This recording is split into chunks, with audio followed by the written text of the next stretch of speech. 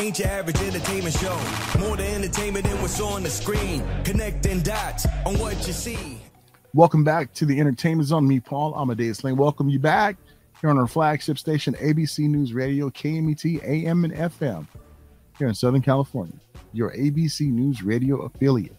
We also welcome you on our Fire TV and our Roku channel and our podcast out there as well, too. The Entertainment Zone with Paul Amadeus Lane. Make sure you subscribe and check that out. What does it take to be an artist? And I'm not talking about a recording artist or the artist who's on stage performing. I'm talking about an artist like Michaelangelo, Leonardo, Rembrandt. What does it take to do something like that? We're going to talk to our next guest who drew inspiration from some of those great artists in the past and how he's doing his own masterpieces. I made that word up, masterpieces, right now. I am so delighted to have with me right now my good friend and brother, Michaelangelo Lovétt, artist extraordinaire. Michaelangelo, how are you? I'm doing fine. Good to be here with you.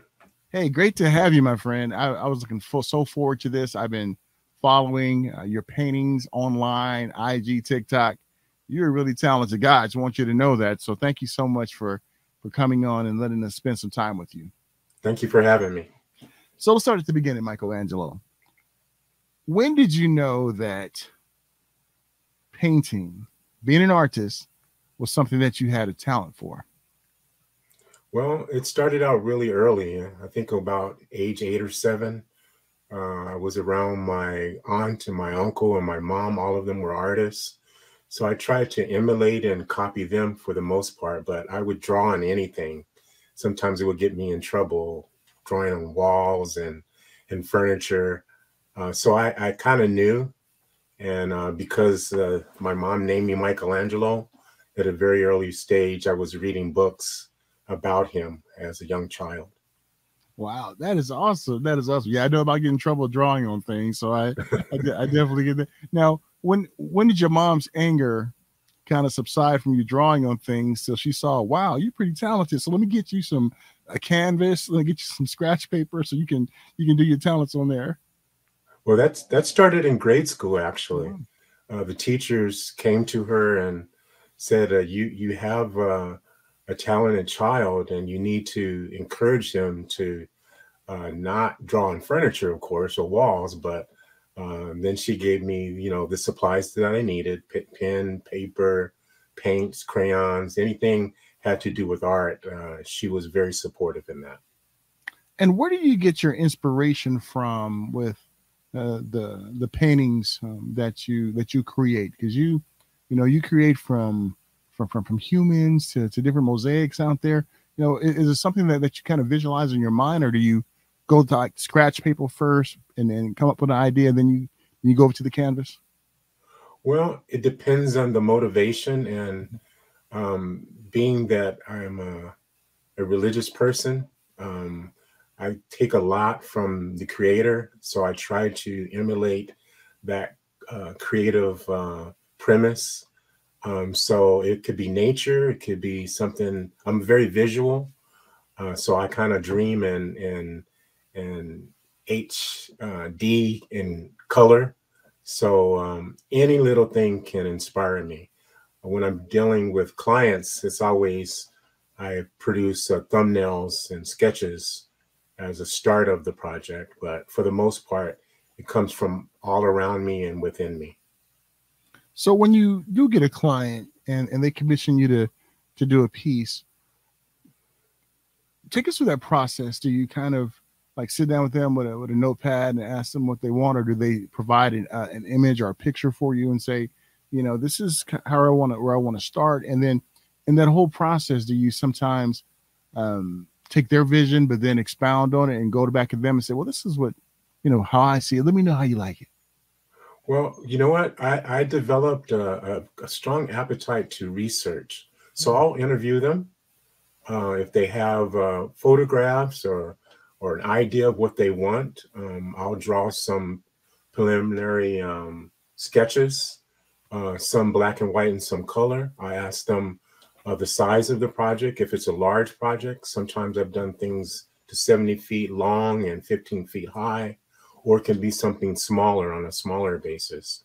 I kind of like a variety to try to emulate Michelangelo himself. He was prolific in a lot of avenues of art. So I don't try to limit myself, and I try to visualize what they envision, the client.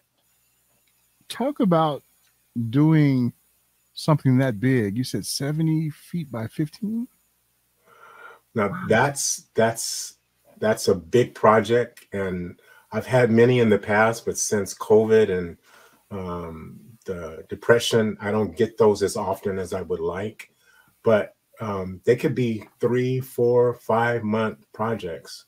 So I start out from a thumbnail sketch, a rendering as we call it, and I'll submit that several drawings. And if I do a lot of work for school districts. And so I would have to clear that with the board or some type of process of elimination of what they want. We narrow it down to maybe a few panels, and then we start the project. And I don't have a crew, so I'm a traditional artist. I do it myself. I don't use, I use everything with brushes traditionally, not airbrush. I can use that, but for the most part, it's a traditional application. Wow. I'm trying to visualize that, and myself, I would lose track of where I started from, especially with something that big, and you have to have a talent, to do something like that. And what if you mess up? How can you fix something? You said I don't mess up, so I don't have to fix it, right? Well, you know what? Little known fact, when it comes to artists that have big projects, we have to be keen to math, measurements. And so things are not normally left to chance, but you may be inspired in the process and you may adjust it here and there to give it your flavor as an artist. I mean, if you think of Van Gogh, you think of a certain style. If you think of Renoir or others in history, they have a certain quality that you can look at that project and that's a Rembrandt, or that's a Van Gogh or a Picasso. So those are the teachers that I had when I was coming up. I examined and studied those. So I try to emulate that process. What is the biggest challenge of being an artist, and really, how do you overcome some of those challenges? Because in any field where you use your talents, there are some things that we have to overcome, and how do you kind of overcome those different roadblocks or those challenges to get where you're satisfied with the project and you're like, wow, yeah, I'm happy with it. I put my signature on there. Well, because we live in critical times, what's been the challenge? I don't use my art for any political or any movement. I don't try to get involved with those things. But because I'm human, I like to express via that vehicle of art. So what I've learned to do, most artists unfortunately die poor, and you've heard the expression starving artists. Mm-hmm. So what I have learned to try to acquire is the business aspect of it. So I'm always looking for promoters, those that can promote my art. I want to be producing the art. And in a modern world that we live in, and everything is now online, you have to make your presence known via the platforms that are out there, like TikTok or Instagram or YouTube, to get noticed. It's not the traditional way where you have a art broker that goes out to promote your job, although I'm looking for one, to be able to do that aspect so I can just concentrate on producing the art. How does it feel to be recognized for your talents? I know a few years back you were recognized up here in Southern California, and to have ones validate your talent. How does that make you feel when when you see that they appreciate all your blood, sweat, and tears that you put into a painting, put into your craft?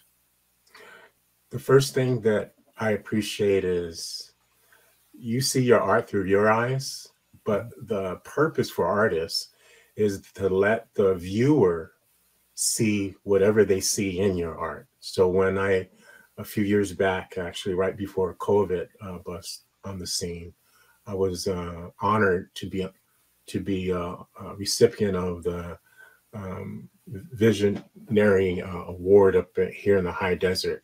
And that was truly a memorable time because I saw a group of educators and lawyers and administrators appreciating, just in the local area. It was in the high desert, it wasn't national. Was able to do some work for Kim Fields.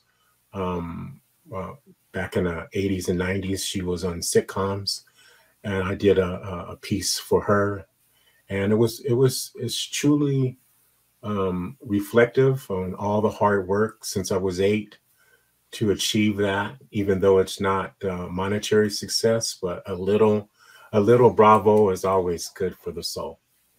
Absolutely, absolutely, absolutely. That's well said, well said. And what are some other things that you like want to know out there about your art? Maybe there are some up and coming artists out there who are a fan of your work, and they're they give some encouragement or maybe some just some knowledge that you can drop on them that can help them to to see how to do this and navigate through all the roadblocks that may come. Well, the first thing I would encourage a young artist or someone who's looking into becoming a working artist is that you have to be you. You have to learn to sell yourself, not sell yourself out, but promote yourself in a way that brings you some gratification, but also inspires others. Truly, art is a visionary and a voyeuristic application, because sometimes you don't get success until someone realizes your talent. So you may feel that you're talented, but getting that feedback and I work with kinder through 12th grade. I worked for the school district for San Bernardino School District for many years. And when you see that little sparkle in a young child's eyes, it's liberating, because I was there once. And when I was coming up, artists were interwoven with the educational systems, where nowadays it's not as much. It's mainly a lot of technical. So that in itself is very encouraging for me as an artist, when I can inspire young artists to try to extend their imaginary prowess to be able to progress in a way that they never thought they could. And sometimes there's a lot of hurdles, even in a family. You need to make money, you need to make a living, and art sometimes don't produce that right away. Yeah. And it's funny, family members say, yeah, go get a job and work there. And you work there and you get laid off. And it's like, it's funny how, the old mindset is, when it comes to just expressing art. And nowadays with the advent of social media, TikTok, IG, ones can make a pretty good living promoting themselves and getting ones out there to know about their talents. Do you have a favorite piece, that you have done and created, or is that kind of like, tell me which one is your favorite child, or do you have several paintings that you look back as your favorite? It kind of changes as I get older. Some of the younger pieces that I had when I have one piece that I did at 17 years old, and I could see where I was then, and it's good to reflect. And then one that I did a few years back, actually about 4 years back, it was for, he used to be the superintendent for Victorville City Schools. And I did a piece, and I have it in some of my YouTube and TikTok, of a ceiling of some of his family members. And that piece was kind of full circle. When I was a little child, I used to look on the ceilings and imagine my paintings, my murals. And then to actually have someone commission me to do that in their home, that was a very encouraging, and I felt really very privileged to be able to do that. I wish I could do more of those, to be honest. So if you know anybody, please send them my way.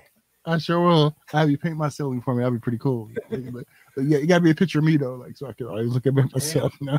I even do. I've done pools in the past and around pools, or outdoor living. It could be anything from football teams to members of your family. So anything you can possibly imagine, I can produce. You know, every artist has their masterpiece. You know, you look at Van Gogh, Michaelangelo, Rembrandt. They all have their masterpiece. What is going to be Michelangelo's masterpiece if you haven't created it already? Well, I want to do something that's huge.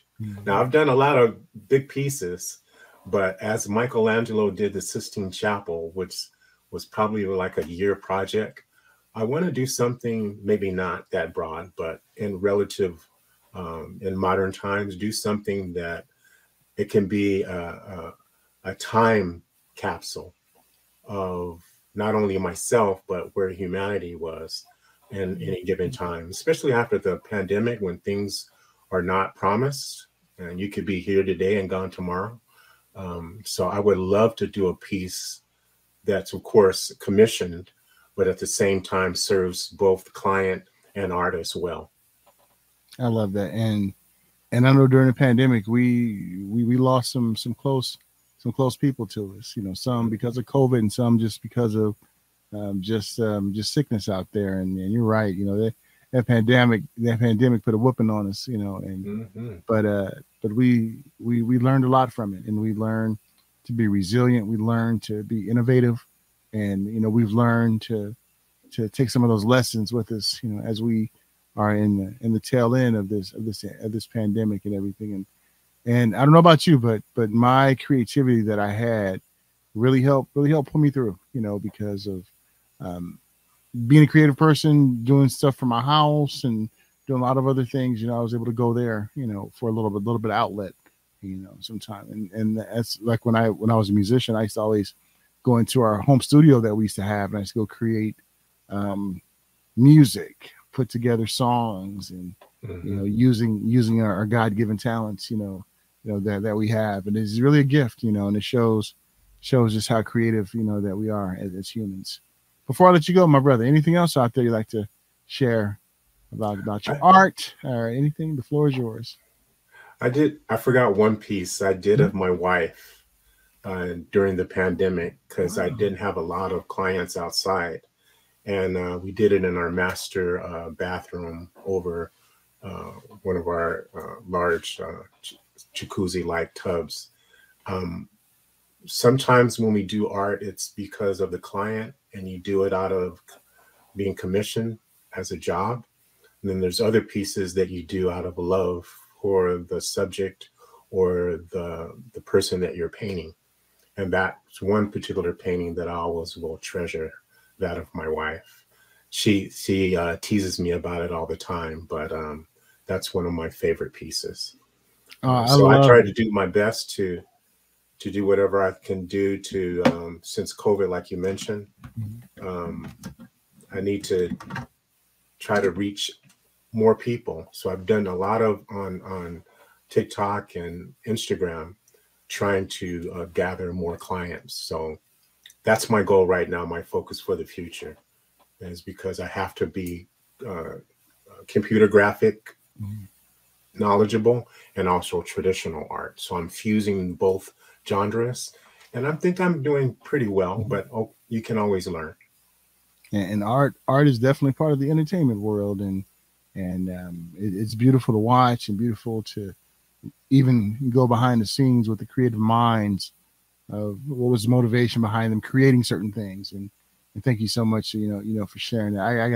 I gotta see that painting you did for your wife and check it out. That seems pretty awesome. TikTok. Oh, nice. I'm definitely gonna check. Oh, Why don't you give your TikToks and your IG out so ones can follow your work? Okay. For Instagram is michaelangelocreations.inc. And then for TikTok, it's Michaelangelo Lovétt or Lovétt. And then also michaelalovétt@gmail.com. So, and then there's one more, Michaelangelo_Inc. Creations. So all of those platforms you can contact with me. All right. That way. Well, sounds good. Well, thank you so much for coming on, Michaelangelo. Great. Absolutely. Great talking with you. I think we should celebrate this episode by going to Tommy Burgers. Let's do it. Okay. Sounds like a plan. A huge shout out to Michaelangelo Lovétt. I've been knowing him for many years. Very, very talented artist. I wanted to have him on to share his talents with you. And you're able to look at some of his paintings if you're watching us on either live stream or our Fire TV or Roku channel. If not, make sure you check it out. Some beautiful, stunning paintings out there. Really, really talented individual. Well, folks, it's time for me to get out of here. Until next time, do me a favor. Stay healthy, stay safe, and remember, I love you guys to life. Take care, folks. Ain't your average entertainment show. More than entertainment than what's on the screen. Connecting dots on what you see.